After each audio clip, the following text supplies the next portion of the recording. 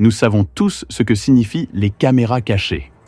C'est quand quelqu'un fait une blague à une autre personne pendant qu'une troisième personne filme la réaction de la victime de loin sans qu'elle le sache. Mais l'histoire que je vais vous raconter aujourd'hui concerne une blague, mais pas n'importe quelle blague. Cette blague s'est terminée par une tragédie qui a véritablement choqué le monde. Cette histoire m'a personnellement laissé stupéfait. Et parmi toutes les histoires que j'ai partagées sur cette chaîne, celle-ci m'a particulièrement marqué car sa fin est complètement inattendue. Bonjour à tous, je m'appelle Pierre et bienvenue sur ma chaîne Mister Pierre. Tout d'abord, pour les nouveaux visiteurs de la chaîne, si vous êtes passionné par les histoires réelles, alors cette chaîne est faite pour vous. Je publie 2 histoires par semaine, tous les lundis et jeudis. N'oubliez pas de vous abonner à la chaîne et d'activer la cloche pour recevoir des notifications à chaque nouvelle histoire. Et bien sûr, n'oubliez pas d'appuyer sur le bouton j'aime. Maintenant, si vous êtes prêts, commençons.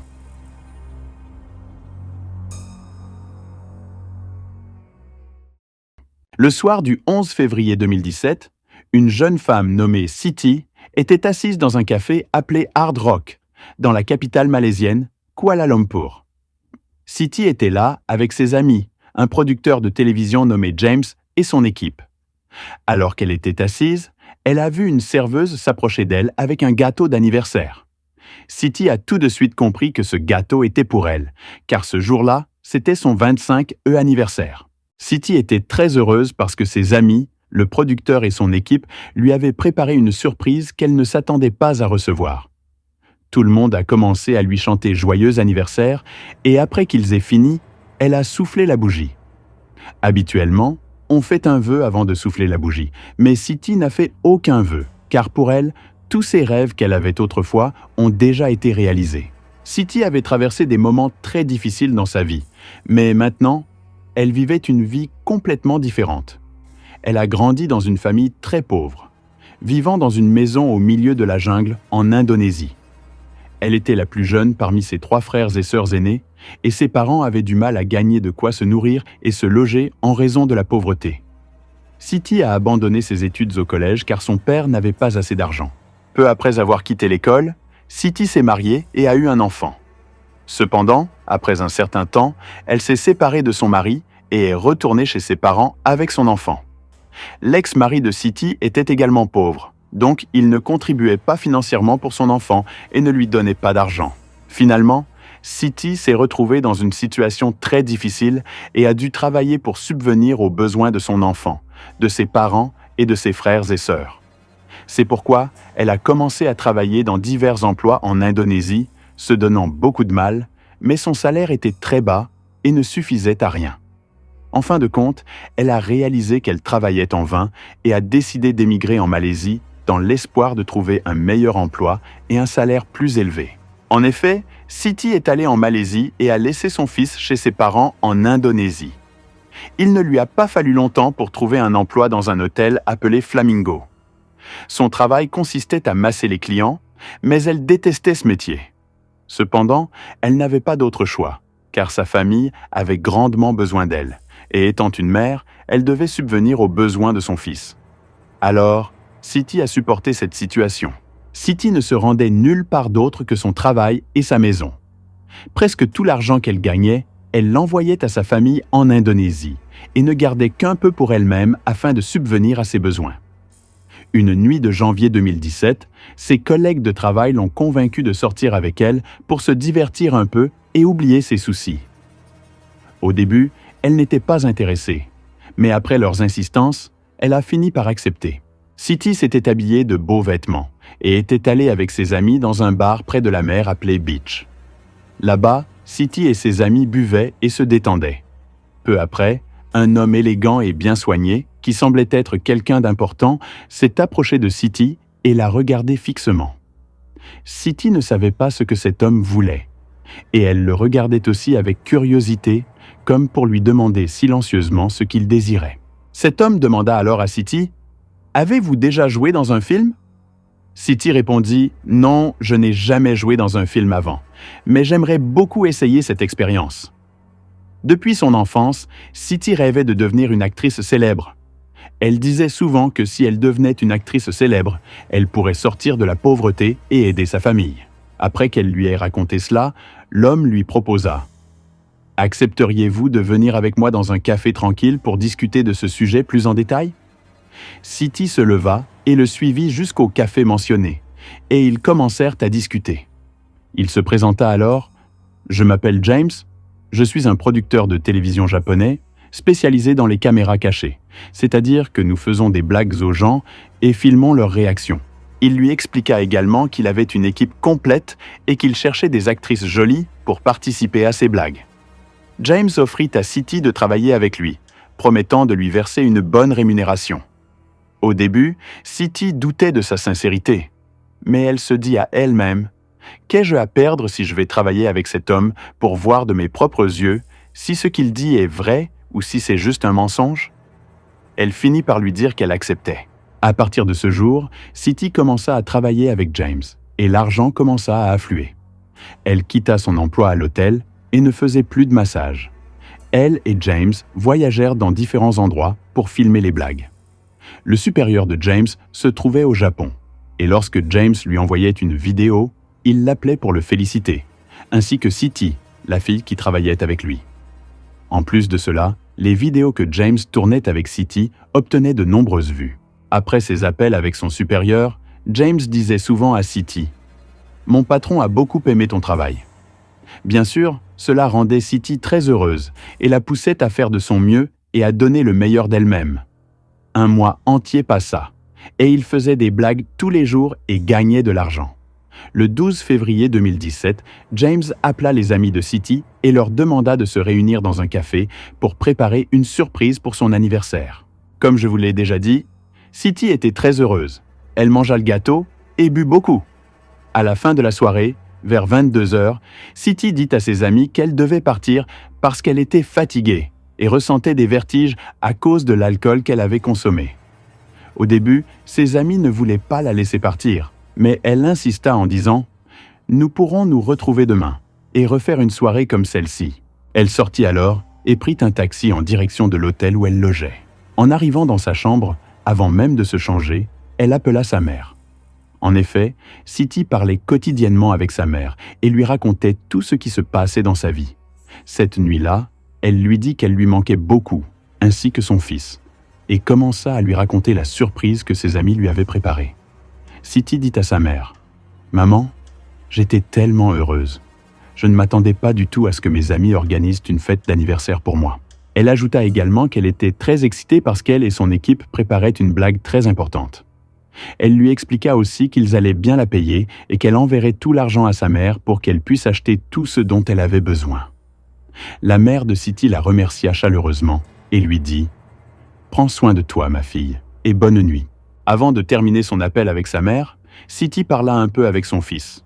Puis, se sentant fatiguée, lui dit « Bonne nuit, mon chéri, je vais aller dormir. » Ensuite, elle prit une douche, mit son pyjama, s'allongea sur son lit et s'endormit. Cependant, elle n'arrivait pas à trouver le sommeil, car elle pensait à la blague qu'ils allaient faire le lendemain. Elle se disait qu'elle devait bien faire son travail et exécuter ce qui était demandé avec précision. Pour cette blague en particulier, Siti et James s'étaient entraînés presque tous les jours pendant une semaine entière. Elle connaissait donc parfaitement le rôle qu'elle devait jouer. Il ne lui restait plus qu'à l'appliquer.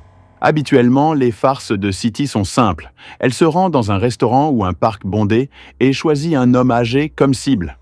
Siti s'enduit les mains d'huile pour bébé et s'approche de l'homme qu'elle a sélectionné. Puis elle lui frotte le visage ou les mains avec l'huile avant de s'enfuir en riant. L'homme, bien sûr, est soit en colère, soit stupéfait, tandis que le caméraman capture la réaction de la victime. Parfois, Siti va embrasser un vieil homme sur la joue avant de s'échapper en riant, laissant sa victime surprise et confuse, tandis que le caméraman filme discrètement la scène. Vous connaissez probablement ce genre de blague. La farce prévue pour le lendemain était similaire, mais avec quelques différences importantes. Premièrement, Siti ne serait pas seule pour cette blague. Une autre jeune femme participerait avec elle.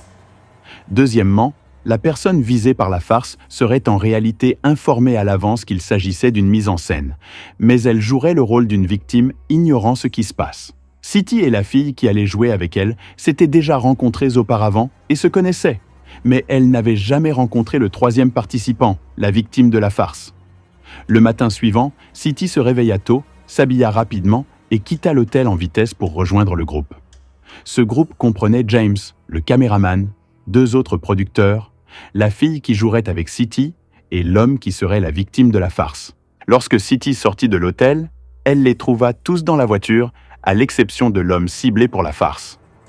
En demandant à James où il se trouvait, il lui expliqua qu'il l'avait contacté par téléphone et que celui-ci, un peu occupé, les rejoindrait directement à l'aéroport.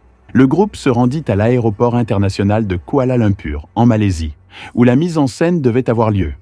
À leur arrivée, ils s'installèrent dans un café en attendant que l'homme les rejoigne.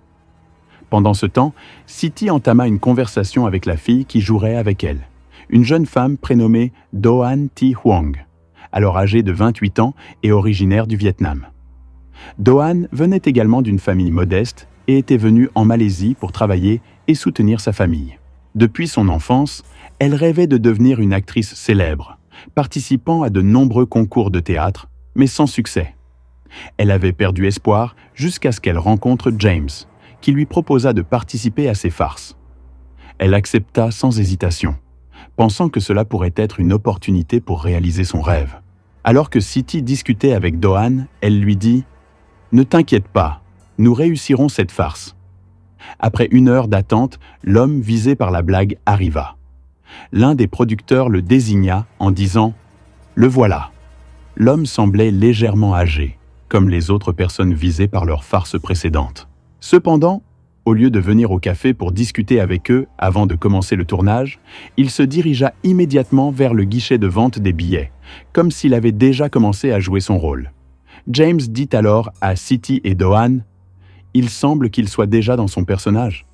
Allez-y et commencez la farce tout de suite. » James remit à Doan un peu d'huile pour bébé pour qu'elle l'étale sur le visage de l'homme, tandis qu'il donna à City une bouteille de parfum à lui vaporiser dessus. Il les informa que le caméraman filmerait toute la scène discrètement. Il ajouta à leur attention « Dès que vous aurez fini, chacune de vous partira en courant dans une direction différente en riant sans s'arrêter. » City et Doan s'approchèrent de l'homme, qui se trouvait devant le guichet des billets, et commencèrent leur mise en scène. Doan s'avança par derrière et enduisit le visage de l'homme avec l'huile, tandis que City lui aspergeait du parfum. Une fois cela fait, elles lui dirent « pardon » en riant, puis s'éloignèrent en prenant chacune une direction opposée. City se dirigea directement vers les toilettes pour se laver les mains. En terminant, elle se regarda dans le miroir et s'esclaffa en disant « Nous avons réussi la farce, même si ce n'était qu'une simple mise en scène. » Elle ajouta que James serait très content du résultat, car ils avaient réussi à travailler ensemble, les 3, comme une équipe pour réussir ce canular. Par les 3, elle entendait City, Doan et l'homme qui avait été la cible du canular. Ensuite, City sortit de la salle de bain et se rendit directement à l'endroit convenu pour retrouver les autres après la fin du canular. Mais elle ne trouva personne. Elle commença à regarder à gauche et à droite, espérant les apercevoir, mais elle ne vit personne.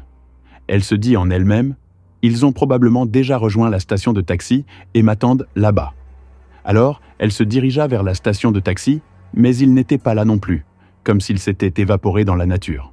City attendit environ 15 minutes, espérant qu'ils réapparaissent, mais personne n'arriva.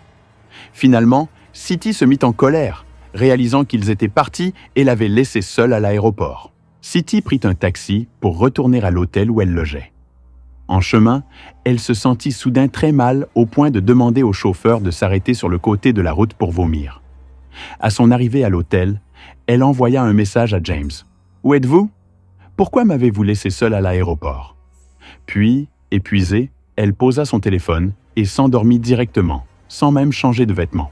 Au milieu de la nuit, City se réveilla et vérifia son téléphone pour voir si James lui avait répondu, mais il n'y avait aucun message. Elle reposa le téléphone et se dit « Demain matin, James m'expliquera sûrement ce qui s'est passé et pourquoi ils m'ont laissé à l'aéroport. » Le matin suivant, elle vérifia de nouveau son téléphone, certaine que James avait laissé un message, mais il n'y avait toujours rien. James semblait avoir disparu de la surface de la Terre. Elle tenta de l'appeler, mais son téléphone était éteint. C'est alors que City se mit vraiment en colère et pensa « Peut-être que je n'ai pas bien joué le rôle dans le canular. Peut-être que je n'ai pas agi comme il fallait. » Puis elle ajouta Attends, même si je n'ai pas bien joué, même si j'ai tout gâché, James aurait dû venir me parler directement et me dire que ma performance ne lui plaisait pas. City commença à se demander « Est-ce qu'ils vont me payer pour ce canular ou non ?» J'avais promis à ma mère de lui envoyer tout l'argent que je gagnerais. Elle passa toute la journée dans sa chambre d'hôtel, essayant sans cesse de contacter James, lui envoyant des messages « Où es-tu ? Pourquoi m'ignores-tu ? Pourquoi fais-tu ça ?» Mais rien, James avait complètement disparu. À la fin de la journée, City n'était plus en colère, elle était juste très triste. Elle pensait à ces personnes avec qui elle avait passé tout un mois à faire des farces et à voyager ensemble. Comment avait-il pu disparaître du jour au lendemain, surtout James, qui était comme un ami pour elle? Le soir venu, toujours sans nouvelles de James et des autres, City décida le lendemain d'acheter un billet d'avion pour retourner en Indonésie et de vivre avec sa famille, loin de ces personnes. Effectivement, le lendemain matin, City se leva tôt, rassembla toutes ses affaires et quitta l'hôtel. Elle prit un taxi en direction de l'aéroport. Pendant qu'elle faisait la queue pour enregistrer ses bagages, elle entendit du bruit derrière elle. Lorsqu'elle se retourna, elle vit 5 policiers s'avancer vers elle. Elle se recula pour leur laisser passer, mais ils s'arrêtèrent devant elle, la saisirent, la plaquèrent contre une barre métallique et lui passèrent les menottes. D'abord, City fut terrifiée, mais ensuite elle leur dit « Ah, je comprends maintenant ce qui se passe. James et son équipe m'ont ignoré pendant 2 jours pour préparer un canular et maintenant, vous essayez de me piéger. » Elle regarda autour d'elle, à la recherche de caméras et de James, et se dit « C'est sûr, c'est James qui a envoyé ces faux policiers pour me faire ce canular, comme s'ils allaient m'arrêter. » Elle continua de rire et se tourna vers un des policiers en demandant « Est-ce que vous plaisantez ?» Il lui répondit « De quoi parlez-vous ? C'est sérieux, vous savez ce que vous avez fait ?» Elle répondit « Non, je ne sais pas. » Quand ils lui expliquèrent ce qu'elle avait fait, elle s'évanouit de stupeur. Revenons 2 jours en arrière, plus précisément au jour où City et Doan étaient sur le point de réaliser une farce à un homme qu'elle croyait être un acteur travaillant avec elle. Une fois la farce préparée, Doan a badigeonné le visage de cet homme avec de l'huile, pendant que City l'arrosait d'un parfum. Puis elles se sont enfuies en courant. L'homme est resté debout, regardant autour de lui, puis il a ressenti un vertige intense. Il s'est approché de 2 employés de l'aéroport et leur a dit « Je ne me sens pas bien, j'ai de forts vertiges, j'ai l'impression que je vais m'évanouir. » Les employés ont remarqué que l'homme semblait extrêmement fatigué, car il avait du mal à se tenir droit et ne pouvait pas parler normalement. Immédiatement, ils l'ont emmené à la salle des urgences de l'aéroport. En entrant, il a dit au médecin présent « Je ressens un vertige intense et des douleurs fortes », avant de s'effondrer par terre, pris d'une crise qui ressemblait à une attaque d'épilepsie. En le voyant dans cet état, ils ont appelé les secours, qui l'ont rapidement transporté à l'hôpital. Malheureusement, il est décédé en route vers l'hôpital. City et Doan n'étaient pas au courant de ce qui s'était passé. Lorsque City s'est rendue à l'endroit où elles avaient prévu de se retrouver après avoir exécuté la farce, elle n'a trouvé personne. Peu de temps après, Doan est aussi arrivée au lieu convenu et n'a trouvé personne non plus. Alors elle est partie. Toutes 2 ont essayé de contacter James, mais il ne répondait pas. James et son équipe les ont ignorés complètement. La question est maintenant, où sont partis James et son équipe après avoir mis en œuvre cette farce? Au début, James et son équipe observaient de loin ce qui se passait, jusqu'à ce qu'ils soient certains que City et Doan avaient exécuté la farce comme prévu. Ensuite, James et son équipe ont quitté la Malaisie à bord d'un avion. En effet, James n'était pas un producteur de télévision, et les personnes qui étaient avec lui n'étaient pas son équipe non plus, et il n'y avait pas de programme de caméra cachée. Tout cela n'était qu'une mise en scène. James travaillait pour le compte du gouvernement nord-coréen, et son vrai nom était Regio. Il était venu en Malaisie pour mener une mission secrète et extrêmement difficile. C'est pour cette raison qu'il avait élaboré tout ce plan et choisi City et Doan, car elles étaient pauvres et avaient besoin d'argent, en plus d'être naïves. City croyait tout ce qu'elle entendait, et Doan était une fille impulsive et imprudente. Pendant tout ce temps, toutes les farces que James demandait à City et Doan de réaliser n'étaient pas de vraies farces. Certes, elle faisait des blagues aux gens, mais pas dans le but de les diffuser à la télévision ou sur YouTube.